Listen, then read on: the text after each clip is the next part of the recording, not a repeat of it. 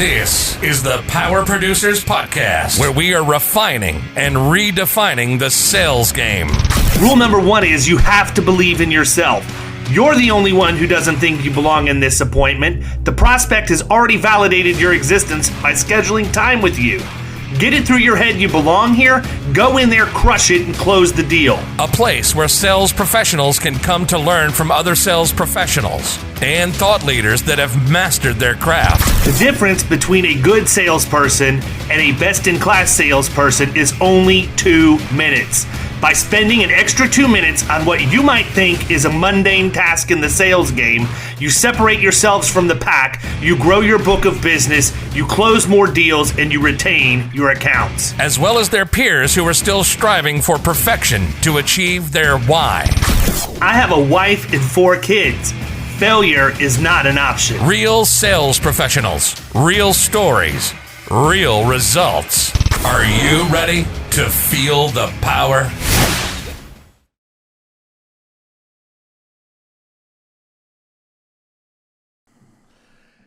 Hey everybody, welcome to the Power Producers Podcast, where we are refining and redefining the sales game. And today we have got somebody who is refining and redefining the way that premium payments and financing is done. They may be the old guy on the block, but they by far have the best technology, the best service, and they have made it a streamlined process for us to write business we otherwise wouldn't write. My number one profit pumper, Mr. Davey Holt from IPFS. What's up, man? I love the Bruce Buffer intro, as always. Much appreciated, David and Bruce Kyle. Buffer wishes he had my jacket collection. I love it. Yeah, when you bust some of those out, you're like, hey, I've got a jacket that Bruce Buffer would blush at. I love the one that I wore to the aquarium was one for sure that Buffer wishes he had. I promise you. That's true. That was on point. It was on point. Wait till you see the suit that I just ordered when I unveil it. I don't know when or where I'm going to be, but it is one for the record books. It is by far my boldest move yet. I think Kyle's over it.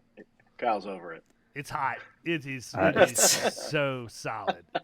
Hey, did Duran ever get the suit back he won, like for producing that account? I haven't seen. I know he got an initial a month fitting. And a half. Yeah, I know he got an initial fitting, but I never heard that he actually got the suit. I don't know. Him and I don't talk suits very often. Well, I'm bringing it up in sales meeting Monday, so there's that. Well, there you go. Bullet point 1 on the sales meeting agenda for sure. 100%. So listen, man, we're getting geared up for Key West. You know, Kyle doesn't know this about IPFS, but IPFS is known in the conference circles for their incredibly creative yet functional hangover kits. Yes. We do tell. Well, what we try to do is we try to show you a good time. Potentially sponsoring a dinner, some drinks, whatever. A way to build some relations. I like good times, Davey. But we also want to take care of you on the back end or the next day too. And so we've put together a little kit. I don't have one on me, but it's it's logoed. It's got Pedialyte in it, ibuprofen, Band-Aids. Typically, most of them come with a snack like vitamin C, whatever your flavor really is. Sure. Kleenex. Anything you may need. Like if you're just slopping projectile vomiting all over everything, we can get you like my son was this out. morning. That was pretty awesome. They have the last thing I saw they started stuffing in them were the anti-nausea hard candies. Yes. So that's a big deal, especially on the morning after. So, IPFS is full service. We want to take care of you prior to, during, and after the event. So that's awesome. Well, Pedialyte's for sure a big deal. This is going to be a really interesting thing for me because Kyle's finally going to get his first taste of the actual insurance conference circuit. He got a little bit of a taste of what it was like at the aquarium event last fall. That wasn't really Yeah, that's not. I feel like that is going to be substantially different than what this is. No, because you left. You left at the aquarium. The insurance the insurance conference piece happened after the aquarium when people ended up at Nick Denton's or wherever else. So Gotcha. I just, you know, I had to leave gonna the be next interesting. morning or something. I think you were leaving to go to Napa. That's right. Ooh. Much That's right. more refined than post-insurance conference activities, I should say. So this is good. Yeah, That's well, right. listen, Kyle can get after it too. So I'm going Yeah. to be very Yeah. interested to see him. Kyle doesn't necessarily need to get after it. Kyle got after it a fair amount Memorial Day weekend. So I noticed. you didn't notice anything, and he might need to dry out a little bit. Got it. Yeah, there's something about the energy in a room at an insurance conference, which leads people to need to quote unquote To drink. get after it. Yeah. Right. Yeah, I believe that. It's really the risk, really. You know, knowing that we're just under so much risk and just taking some steam off. That's what it really comes down to. There you go. Well, listen, man, I wanted to have you come on the podcast. I mean, we've been talking about it for a while, and I've had every Tom, Dick, and Harry that works for IPFS that shows up to a conference come on and talk to us. But, you know, it's kind of like I feel like I'm the DEA working the street pusher to get to the kingpin here. And finally, we get him on the podcast. Yeah. Well, it's been great. I mean, you're traveling all over the place, speaking. No, I'm and not. leading I'm done. shows and stuff. I'm done. You're done now. I'm done till the fall. Yes. Okay. Well, you're traveling around. We're at every one of the show. If I'm not, we have someone at every show that you're at. We have relationships with a lot of the folks that, you know, Keystone, the Big Eye groups. We have a lot of those relationships already. And so, you know, it just makes sense for us to, like you said, for you to meet some of our other folks. So, Kyle, who's your favorite so far? Oh, wait a minute. You're not Grayson. Forget it. I was gonna Grayson's say, the one dude, that's been there recording all of these with me. it's like you're gonna have equipment. you're gonna have to text me a few names that I can throw out real quick here. chat me on the side. Let's cut right? this part, and then we'll just patch it in. Ask the question again. What do we I don't say? know, We'll dude. take You that tell me, offline. man. Who We'll should take- who should that be my offline. favorite? Davey. Okay, well, Davey should. so far he is because he's creating hangover packs for me. You know, He's also preempting. there's also a high likelihood he's wearing a pair of Jordans with that suit. I like that. I'm not today. I am not today. I did not wear the J's today. I'm a big J guy. I have some black and brown Crocodile Horizon 13s. Oof, So nice. There's those are my dress shoes. Those are my dress shoes, really, because they're leather, right? You know, Yeah, they're- of course. I mean, yeah, I could see how you could get away with that. Some of the stuff that the guys are wearing with the suits just doesn't. I can't get behind, but those could work. I get texts every time there's a Jordan drop coming, so I'll sit yeah. there and I'll wait on the Nike app at 9:58 and wait for that 10 o'clock to roll around, and I just furiously hitting checkout, and somehow the bots still beat me to it most of the time. But every once in a while I get lucky and I'm able to procure my my new fresh pair. So You know what? Yeah, speaking of I've had a lot of luck on the back end. Like, I don't even pay attention to all of that dropping. I just wait till like a week later and go back in and see if they're back in stock. And I've been really lucky. I'd say like 8 out of 10 times they have what I'm looking for. on the well, maybe, yeah. I mean, you wear what, like size 13 or something crazy? 12 and a half. Yeah. Well, I mean, that's I wear Pretty 10 and a popular half, so it's size like for the Jordans, man. yeah. I would say 10 and a half and up to that range. Anything is between 10 and 13, not counting 13. Yeah. So 12 Yeah, I and a agree. half and to 10, I think that's pretty much I the sweet can't get the spot. retros when I get like I'm talking specifically about the retro drops, like if Yeah. the fours or like the even the 11s or a couple 11s have come out recently, and you just you got these people that set up bots to this like immediately as soon as it turns on, done, and I can't do it any runs a faster script. than 5 seconds. I mean, I gotta hit add to cart, I gotta click the button twice, and then it does the face thing, and I'm done, and it takes 5 seconds. But I don't know how much of that is like how quickly you get in there and do it, and how much of it is just random like they say it is, which it's definitely not. But definitely not. no. So anyhow, So speaking of something that you sometimes have to dry out from, and that's buying J's. Hmm. You know, when the Nike boxes show up, I typically get the look from my wife, like, really, another one? yeah, I so don't that's- have very many very many vices or whatever, and I mean that's definitely one of them. That golf, So she just kind of accepts it, and I let her go buy whatever shit she wants, and we're good. I was gonna say, like, one of my vices is buying my wife Louis Vuitton, so I don't. Yeah, exactly. Boom. Right. Boom. So there you have it. Well, let's talk IPFS for a little bit, man, because we Sure. can talk about our horrible spending habits a lot. People would be interested in that, and most of you hypocrites out there that are casting judgment on us right now do the same thing. I know. Yeah, everybody has something. I know what Amazon's bringing to your house every Monday morning based on your Saturday night behavior. Okay, I got it. But I think that there's a lot of buzz. I'm going to use buzz as the word as opposed to disruption, because I don't think it's disruption. I think there's a lot of buzz in the marketplace right now. Mm-hmm. That there's a lot of new technology out there, cutting edge. We're gonna make things so much easier for you. We're gonna take agency bill out of your agency. We're gonna do this. We're gonna do that. That's nothing new, man. Like, you guys have been doing this. You're the granddaddy, right? You've been doing this for a long time at this point with TotalPay.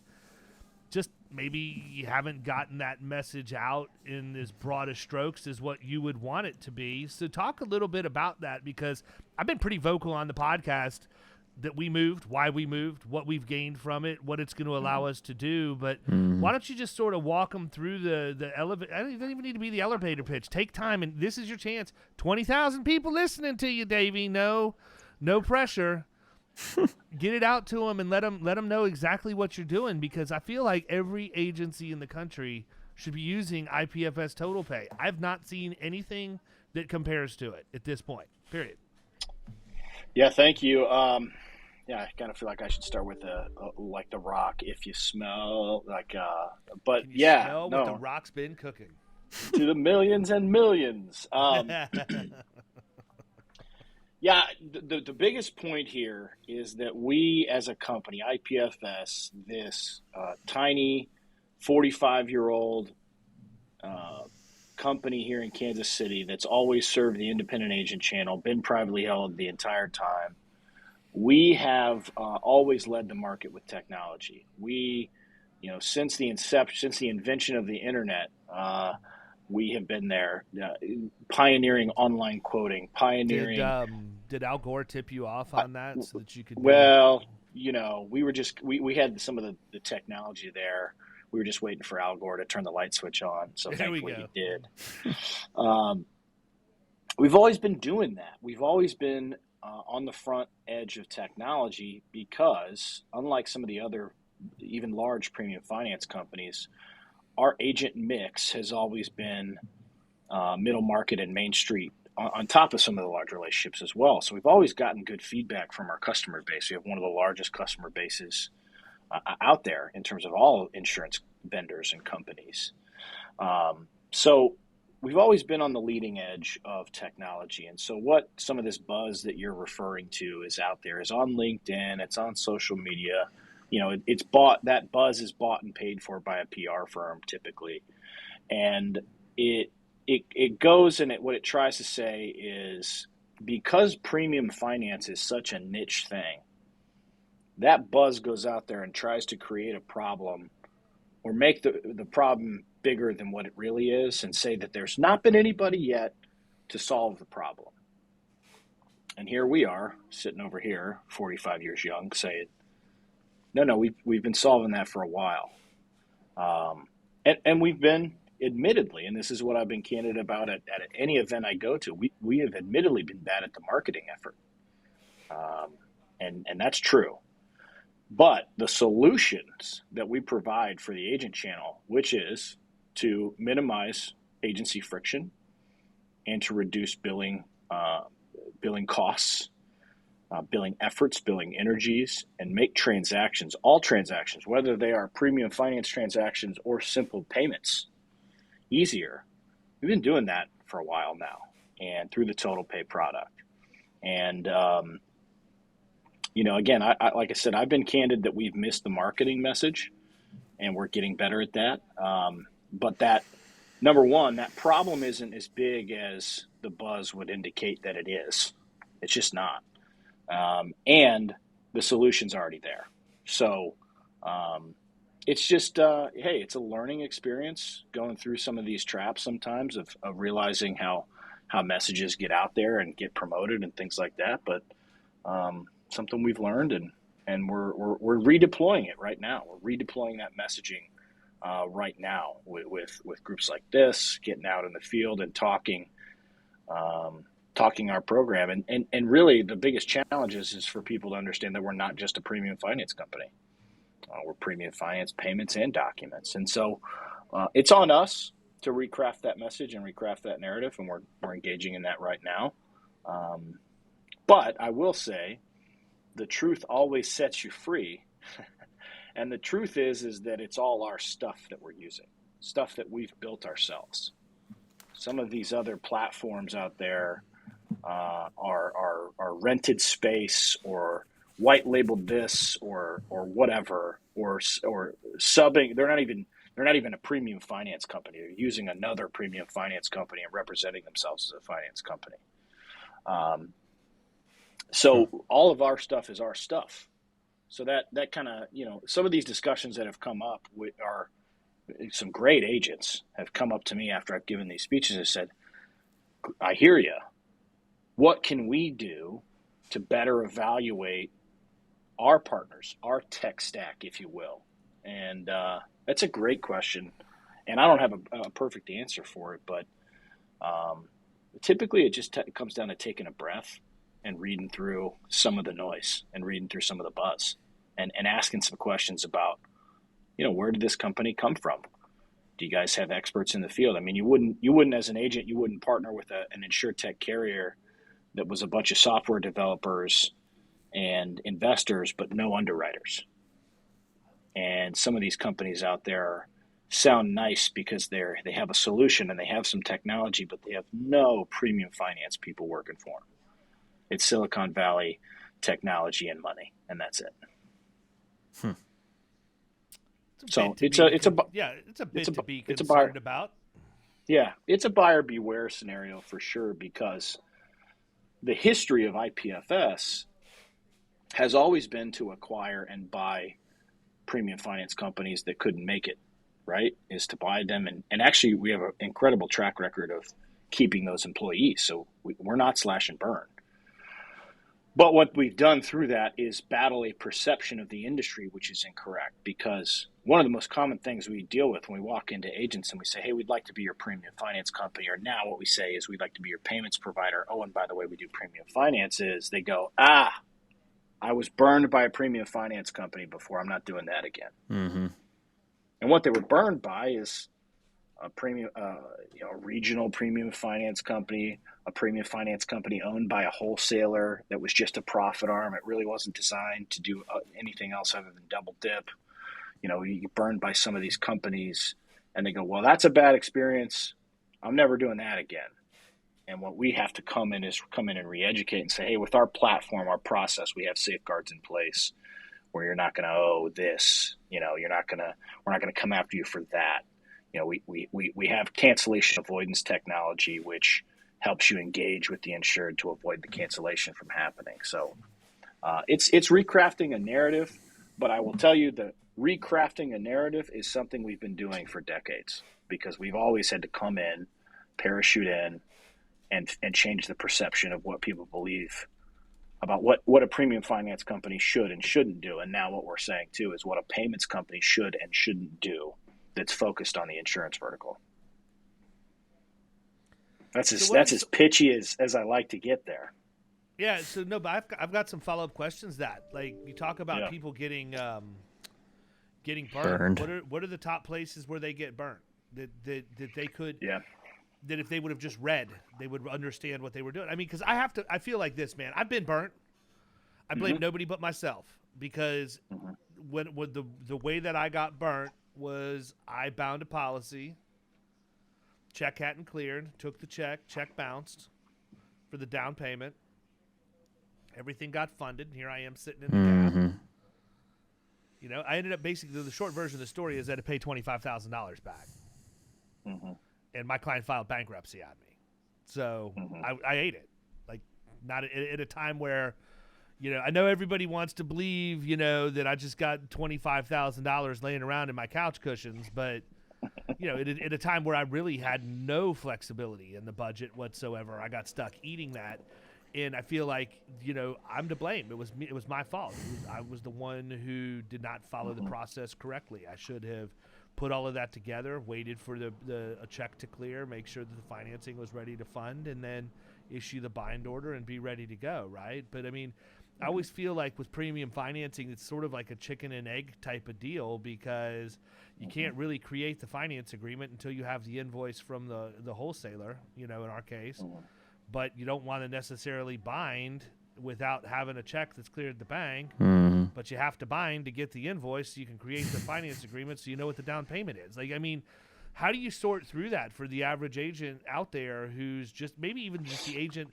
A lot of times you have to be seeing this, people that were ex-captive agents that are now independents and they're coming in, getting started, don't have a lot of admitted markets because they're not getting direct appointments right out of the box. So they're writing a lot of wholesale and brokered business, and they're having to use premium financing to make that work. How do you walk them through that to make sure that at a time where they're the most vulnerable, they understand? I'm not asking you to tell me, hey, look, you're never going to have to be responsible for anything and it's okay. Right. I want you to educate the audience and give them straight talk. Here's the things you need to be looking at because I think a lot of people hide behind that and they don't have that conversation. Yeah, so there's kind of two sets of answers here. One is what is the most common ways that people get burned. I'm going to address that. And then the second is, how you really integrate the premium finance transaction and use that to adjust or update or mold your agency operation to. So let me start with the first one, which is pitfalls. The most common pitfalls that we deal with on a regular basis of varying size are what we call willful or ignorant misrepresentations of the policy. And what that means is, hey, I'm an insurance producer and I went to a website and entered data to create that premium finance agreement, and oops, I missed the minimum earned provision to put that in the system. That is the most common. It is 99% of the times that happens, it is unintentional. Once in a blue moon, somebody will do it intentionally to get a lower down payment. Both scenarios, there is recourse to that because what that does when you willfully or ignorantly misrepresent those minimum earned provisions, it comes out of our money that we've parked at the carrier. So if that, in the event of a cancellation, David, in your scenario, you kind of had the perfect storm. Cancellations happen, but you had a cancellation and a bankruptcy. So you had the double whammy, right? Cancellations, those misrepresentations, if they're accidental, most of the time, we can work that out with the agency. We can find a way to spread out some of those losses and things like still the agency responsibility. That, and then the other most common pitfall is, let's say you're running the premium finance program for your organization and you've got a producer that fails or refuses to collect either a signature or a down payment or a correct down payment.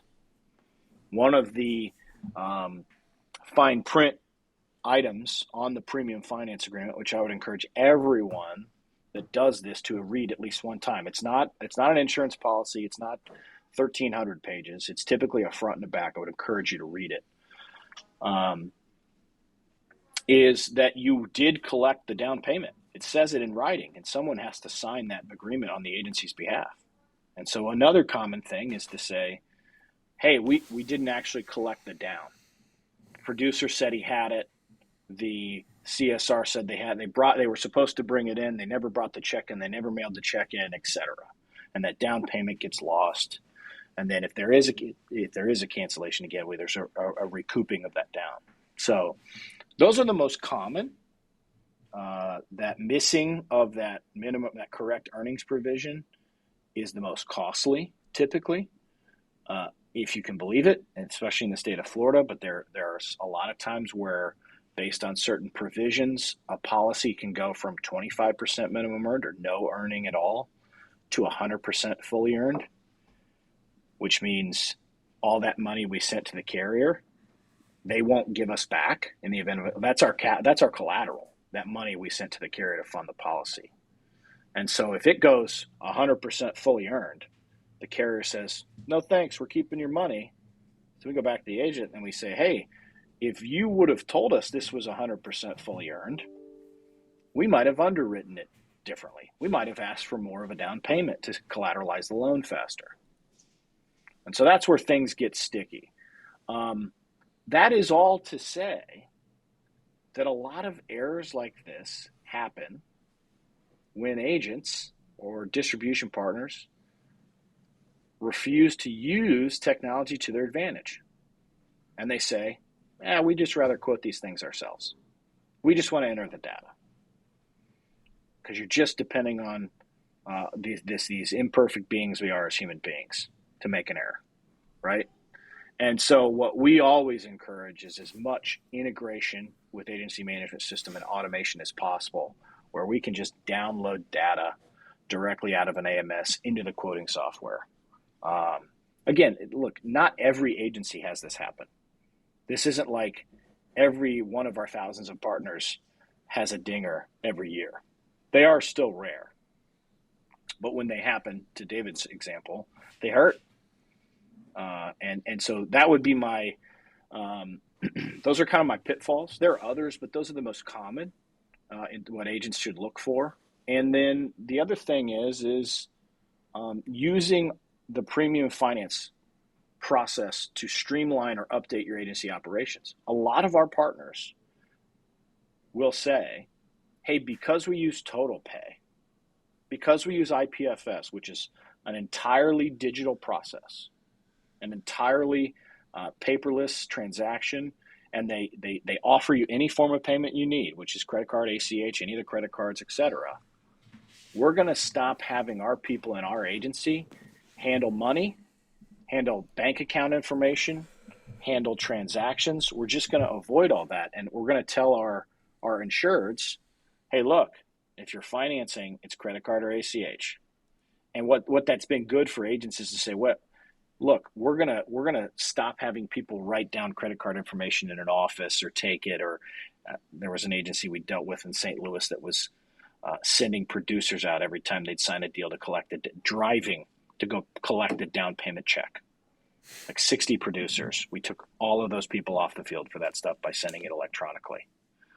So, you use, how do you, back to that chicken or the egg question, I think what you do is you kind of bolster your offering to your insured and you say, hey, I no longer just take payment any way you want. You can't just mail a check or drop off cash or whatever. This is my process. Oh, and by the way, if you don't like that, you can certainly pay it in full. Yeah. But if you want to finance, which is the option I'm offering you, then you've got to play by my rules. And I will tell you, of the agents that have made that change, I think there's always a fear to go, well, we want to be full service. We want to be able to, reach different insureds.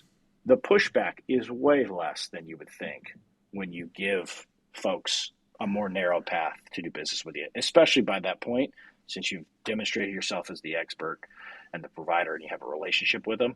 You just say, hey, instead of which ways do you want to pay? And I can chase down, I can go out and sign up ePay policy, and I can have Stripe, and I can have Square, and I can have a premium finance company, and I can have a document company. Just use IPFS for all that. And just say, hey, I'm going to send over a link to you, which has all of your ways to pay and sign the premium finance agreement. It comes from an IPFS package. It's all there. Whether you pay in full or finance, both options are embedded in that offering. Pay whichever way you want. But hopefully also, in terms of updating an agency's operations, hopefully it allows you to remove a sales conversation that you have to typically had, which is, are you going to want to finance that or not? Hey, I don't even need to ask you that. I'm going to send you an option that has pay in full or payments, whatever you want. Just use the link. Yeah, and I think all of a sudden that removes the whole my producer forgot to get the down payment thing, or my producer said they had it and they didn't have it, or whatever else, right? Because Totally. Now you're capturing the down payment, you're funding the finance agreement, you're remitting the payment to the wholesaler on our behalf. You're waiting to make sure. Well, actually, you're waiting to make sure funds clear on the down payment, remitting payment to wholesaler, and then sending us just our commissions, which makes my life a million times easier, way easier to deal with. Yep. And I have a level of comfort there that I don't have if I have to do it myself through First Insurance Funding or whatever. Well, there's just And listen, by the way, I'm not calling out First Insurance Funding in a negative way. We used them for a number of years. They just did not have the technology that IPFS has. And it was, here's the deal. You collect the down. You put it in your trust account. We'll fund your trust account with what our portion is. Then you're going to remit the carrier to the payment to the wholesaler yourself, net your commission. I mean, I like the fact that all I have to worry about is my commission gets deposited into my account, period. End of story. That's it. Yep. And people, if you don't think that it matters, if you here's a realistic question for you. This is somewhat legendary in certain circles, depending on who you talk to at this point. But we've created our own buzz.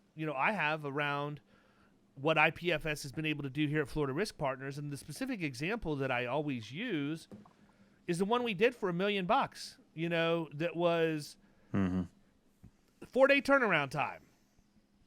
You collect the down payment from my client. You fund the finance, or you handle the premium finance piece. We wait a few days, make sure everything's good. You pay the wholesaler, and boom, the money is in. The commissions are in my account. This is a question that we actually were having a conversation about with Dylan Reed from Wonderwrite on the last episode.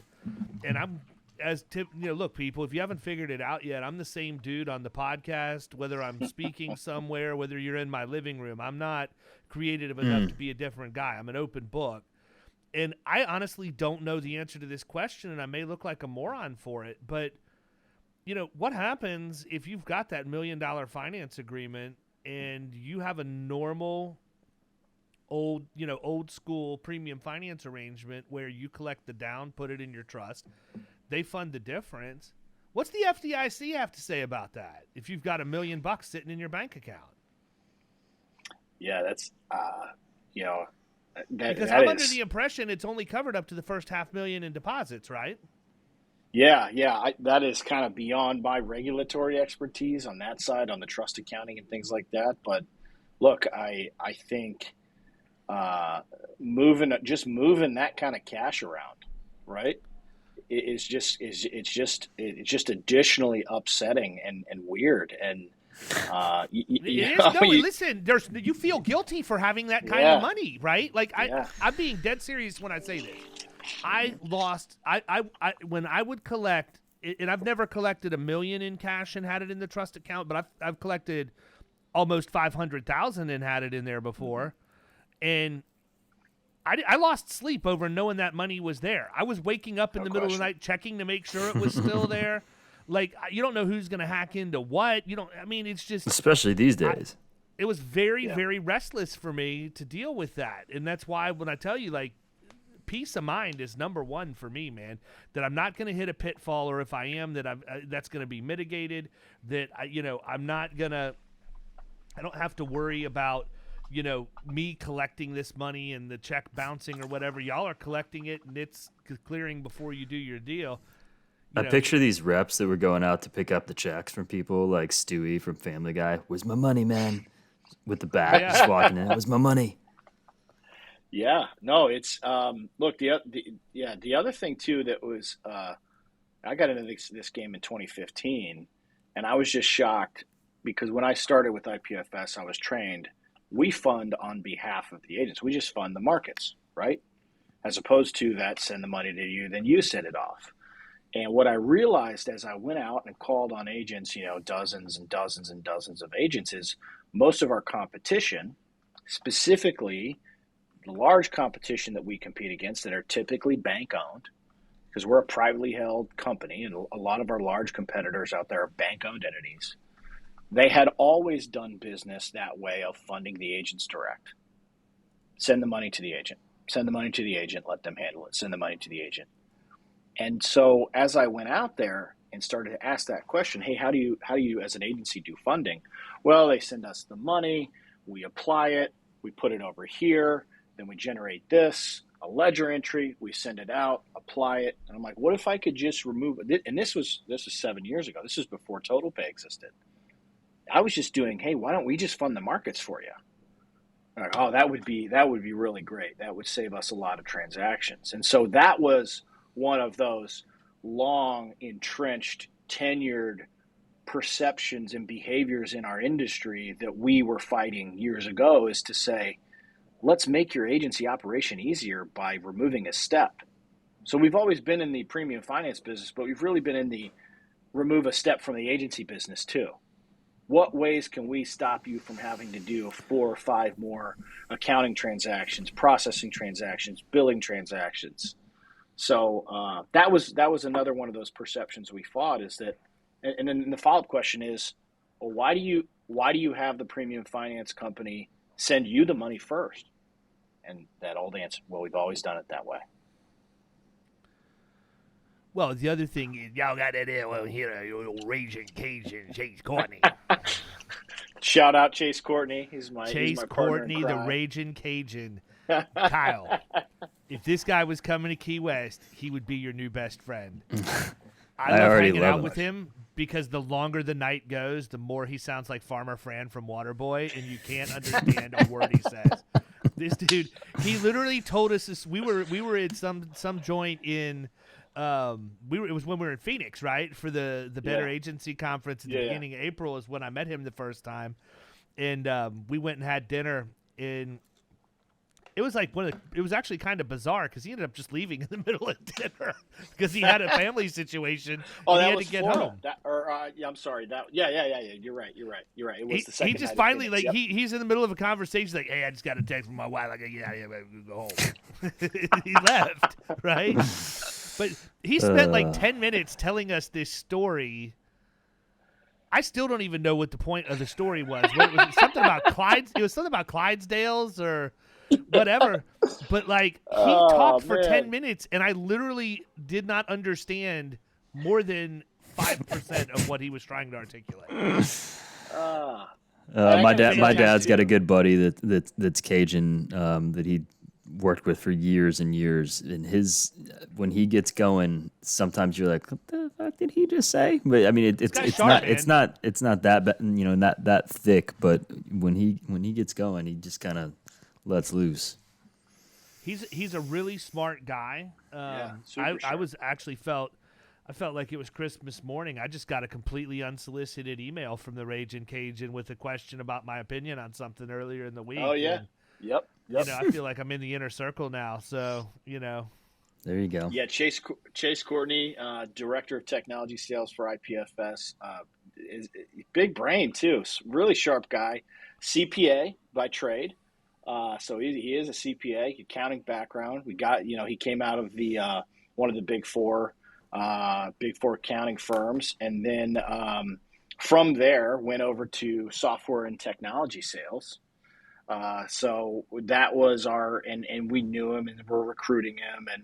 And so we were happy to have Chase join the team to really, like I said in the beginning of the show here, really help us reshape and recraft our technology message, approach, internal processes. He leads our customer success team, which again, 2.5, 3 years ago, I didn't even know what a customer success department did. Right. Now I do. I understand they're in charge of technology onboarding and development and driving in a company. So, but also a good friend of mine. We are road warriors together, out trying to evangelize. What our favorite term is, we're evangelizing the message of IPFS. We're going out there you go and telling the story. So that's. But yeah, sounds like if you've got some Cajun history in your background there, Kyle, you would appreciate when he gets going.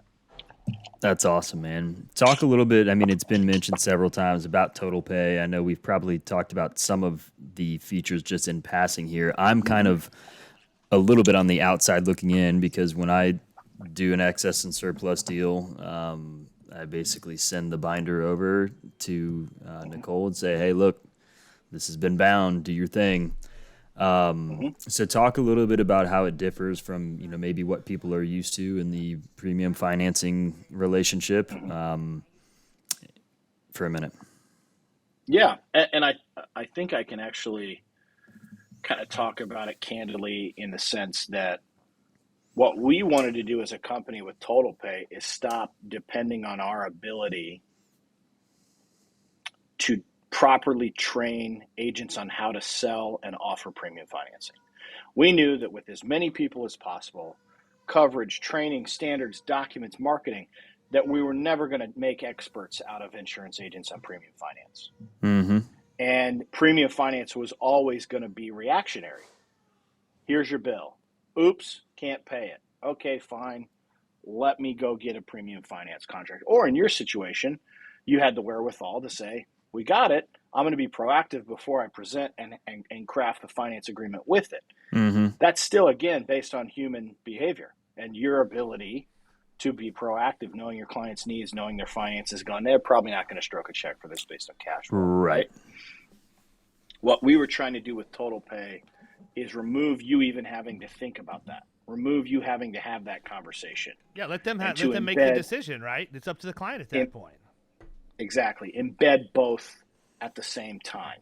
And so to offer it all in one, to really also as an agency come across as more of an expert too, to say, hey, we've included both a pay in full option, which by the way, you'll see is cheaper because it doesn't include a finance charge. Sure. Or if you need to spread out your cash flow and you don't have the ability to write that check, we've got a payment option for you already embedded in the offering. You can compare them side by side. Tell me which one you want to do. And so that was kind of the point of developing Total Pay was we certainly do a lot of training on IPFS.com, training on premium finance. We could hire 100 more. We have 600 associates in the company. We could hire 100 more and not get that message out enough. No, because agents don't listen to it, man.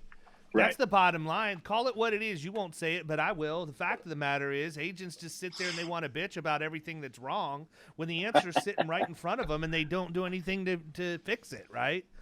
And that's the whole thing. I think people, a lot of the times, are out there, oh, premium financing's a necessary evil. No, it's part of doing business is the proper way to say it. And your premium finance partner might be a necessary evil. That's because they're not a trusted partner. You need to find somebody that you can actually trust that is trying to push the industry forward, do the right things, make our lives as agents easier. People, if you don't think that premium financing can make a difference at the point of sale, you're kidding yourself. You are absolutely kidding yourself. And you know what? I don't want to advertise this because I'm a big fan. I'm not a big fan of people like always being that guy that wants a favor every time they talk to you. I try and temper that. If I ask for a favor, I need it. Like, I legitimately need the favor. But you know what? That's the thing, man. I'm not going to say that IPFS is going to give everybody their way every single time, but you're at least willing to have the conversation, right? So Definitely. we had the conversation on the $1 million one. Obviously, I wanted to make sure that was going to go off without a hitch. I don't really know that I necessarily needed favors on that one per se. Just want to make sure that look, man, if you're driving a Bugatti, you're going to drive it differently than an $84 million Ford deal Escort. there. Yeah. I want to make sure. Yeah. I want to make sure it gets done right. But just this week, you guys stepped up for me in a big way because I was dealing with a situation where we have a client here in Florida, longtime client, 17 years, known to me for over 30, probably closer to 40. And got hit with a little bit of an increase on their property. Not as bad as I thought, but it was with a market that wanted a 35% down minimum earn, not 25. And that made the down payment that much higher. And when combined with the increase, this is it's a middle market account, but it's not huge. It was a little less than $50,000 just for the property premium, which is where we were at with this at this point. All in the accounts maybe 125, 150. But I'd reached out and I'm like, look, man, I really don't know the answer to this. I've never really asked it before, but is there ever a time when you're able to actually underwrite a company, that and not rely on technology to tell you how good or bad they are, where you actually underwrite a company and look at it to see if you can accept a down payment that's a little bit less than what the minimum earned is, because this is going to put a lot of stress on my client. And so reached out. Matter was, like literally just like 2 seconds, like, hey, I'm just going to have your guy, have TJ look at this, let us know when you put it in. And you were able to look at it, and you saw basically that what I said was accurate. It validated that they were pretty good financial standing, long-term client to us, and you were able to help us with that. And that was a big deal. Now, was I still going to get the deal one way or the other? Yeah, absolutely. My client wasn't going to leave over that, but he was going to have a bad taste in his mouth if he had to have this huge down payment relative to what it was last year. And that's even with us preparing and telling him that was what was going to happen. And so, I just think that there's a lot of people out there that don't realize that part of having the relationship with an IPFS and having that relationship with a point of contact like Kendall or Davey or Chase. I mean, there's literally 24 people in the IPFS infrastructure that I could pick up the phone and call right now and get to whoever I needed to get to. And that's where it's important to me. I make a lot of decisions very, very quickly because I know what's going to work for my business and I know what's not going to work for my business. And the whole reason that we even do business with IPFS right now is because Davey spoke at BrainShare. Steven Sedlak had been on me for months to talk to them. And I'm like, I don't want to deal with another premium finance person. I don't want to have to have the conversation. I hate dealing with it. I hate ENS, all of this stuff. And I sat and I accidentally listened to Davey at BrainShare. I accidentally heard what he had to say. And he went for, probably 30 minutes or so, went to walk and grab himself some water, and I grabbed him before he could even get to the water cooler, I remember. And I said, I'm going to summarize everything you said with this statement. You take agency bill out of the agency. That's what I heard. And he said, that's right. I said, then I said, you don't need to do a demo. You don't need to sell me on anything else. I need you to have your people get in touch with me when BrainShare is over so that we can get set up and be ready to go live with you. And I mean, dude, we were live in under a week, and in under an hour from us getting the ability to put a PFA through, we had already done our first premium finance agreement with them. And it has been a really good relationship ever since, except for when Kendall has to have the tough conversations with me, except for that. When She's a hoot. Another excellent team member. Yeah, look, you're hitting on that nugget that I talked about earlier with some of this buzz in the market, and it is that R word, that relationship word. And it kind of goes like, as I'm thinking about your audience here, the question I've gotten, which is a great question from like Sierra had asked at BrainShare, as an agent, what questions do we need to be asking as agents when we're evaluating a partnership with anybody, a premium finance company, markets, payment vendor, anything? And I certainly will use our model here because we believe in it, and it is the ability to actually craft a relationship with somebody and not have your relationship built on an app or built on a chat portal. And so one of the things we make sure that we do with every single agent is we assign 2 people dedicated. We assign a TJ that David knows, an account executive. And then you have what I call your advocate for your agency that's not in your agency that works for us, which is a Kendall.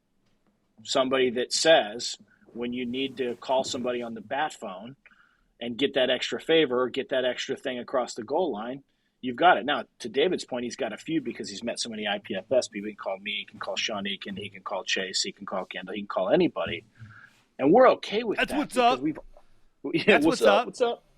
But the point is that that's our approach. That is the family business culture that is still woven into the largest premium finance company in the country, which is service and people. And so a lot of our competition of varying size, whether it's the startups or our bank-owned competition, they simply have not refused to invest in the people to create the relationships. I've got salespeople in my company that maybe manage 2 states. Our competitors, their salespeople manage 7 and 8.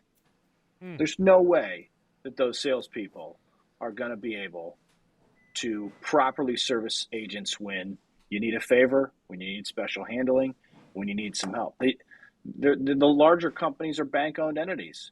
If you need an IT development and a piece of technology at a bank-owned premium finance company, the premium finance company for the bank literally is typically in the basement. So go through bank IT to go get an update to the website.